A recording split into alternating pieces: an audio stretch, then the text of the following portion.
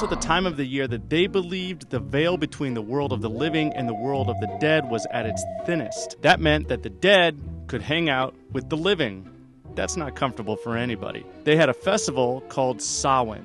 It was the most significant holiday of their entire year. They believed it was on Samhain the souls of all the people that had died that year finally traveled to the other world. To help them get there, the living people lit bonfires to honor the dead, to help them along their journey, and also to keep them away from the living. In the early centuries of the first millennium, Christian missionaries showed up. They wanted to change the religious practices of the Celts. But rather than just obliterate the existing pagan holidays such as Samhain, they tried to transform it. So what the missionaries did was basically say, hey, all those supernatural deities that you worship, they're evil, they're demonic, they're spirits, they're scary. Then they slapped a new Christian holiday on November 1st, All Saints' Day. So now everyone was supposed to worship the saints on November 1st instead of the dead during the festival of Samhain.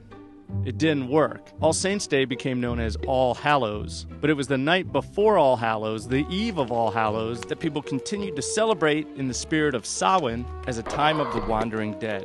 Eventually, All Hallows' Eve became Hallow Evening, which eventually became Halloween. Basically, an ancient Celtic pre-Christian New Year celebration that over the last couple thousand years lost its pagan context and transformed into one of the largest secular holidays of modern times.